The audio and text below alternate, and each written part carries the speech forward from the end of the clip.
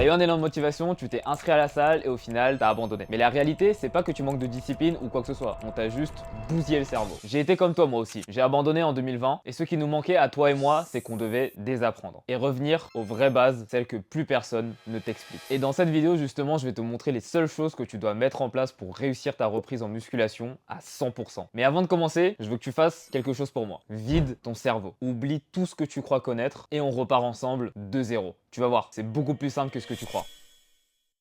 La première fois que tu as mis les pieds à la salle, ton premier ressenti c'était waouh, mais ils ont tous l'air giga expérimentés, je vais passer pour un touriste. En plus, c'est quoi ces machines? On dirait toutes les mêmes, je vais me ridiculiser. Et la réalité, c'est que t'as pas peur de mal faire. T'as peur que les gens te voient mal faire. C'est ça la racine de ta peur. Tu as peur du regard des gens. Je vais pas te dire de t'en foutre du regard des gens parce que je suis pas sûr, mais peut-être qu'on t'a déjà donné ce conseil. Je vais plutôt te faire relativiser en te racontant une expérience que moi j'ai vécue personnellement et tu vas comprendre que ce que tu imagines est beaucoup plus loin de la réalité. Après que je me sois réinscrit en 2021 à Fitness Park, je faisais une séance en heure de pointe. Et faut savoir que dans cette salle, c'était pas des petits compartiments où t'es un peu isolé, non. C'était vraiment genre un énorme couloir, donc si tu voulais me voir de l'autre bout de la salle, tu pouvais me voir. Et moi évidemment à cette période-là, j'étais comme toi, j'avais peur du regard des gens. Et donc du coup dans cette salle, c'était multiplié par 10. Et du coup à un moment tout à fait normal, je me baisse pour ramasser un poids, sauf qu'au moment où je me relève, j'avais pas vu que j'étais en dessous d'une machine guidée. Et donc forcément en me relevant, qu'est-ce qui se passe? Je me mange la barre. Et dans ma tête, il se passe approximativement ça.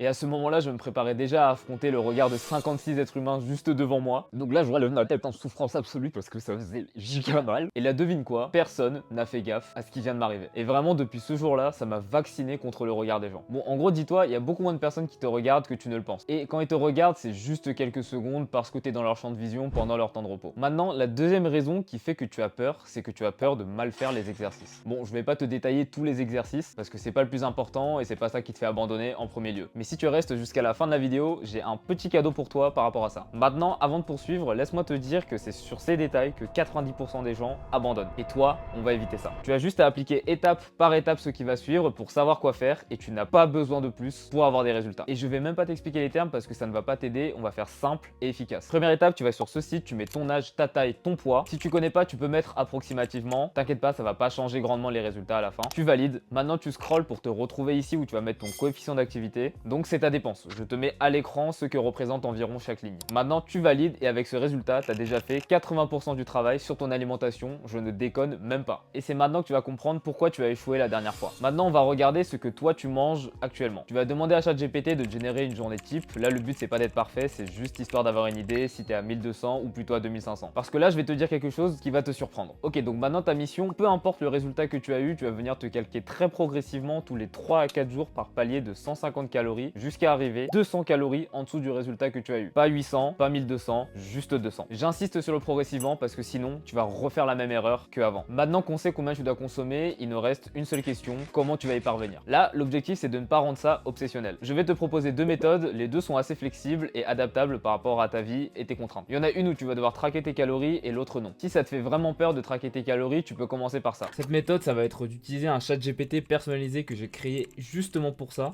Donc ne t'en fais pas, j'ai fait en sorte qu'il te guide étape par étape, tu as juste à suivre ce qu'il te demande et de répondre à ses questions et il va t'aider à créer ton plan alimentaire. Et je lui ai mis également beaucoup de fichiers avec des recettes, donc tu peux lui en demander. Et tu peux également lui demander de t'aider à faire tes listes de courses. Petit point pour pouvoir l'utiliser, normalement il te faut ChatGPT Premium, mais bon je pense que tout le monde a ChatGPT Premium de nos jours. Mais si tu veux être plus précis, la deuxième méthode est clairement meilleure pour toi. C'est la diète If It Fit Your Macros. En gros, en quoi ça consiste? Ça te permet d'être flexible sur ce que tu manges tant que tu es dans ton total calorique. Mais attention, ça veut pas dire que tu peux manger n'importe quoi, tu dois manger au minimum 2 repas complets par jour. C'est super important parce que sinon tu vas pas avoir de l'énergie stable pendant ta journée et ça va augmenter tes envies de grignotage, etc. Et encore une fois, ça va te pousser à lâcher l'affaire. Donc on évite. Maintenant qu'on a une base alimentaire qui est solide, on peut passer à la suite. Et ça tombe bien parce que là tu vas comprendre réellement pourquoi tu avais tout arrêté.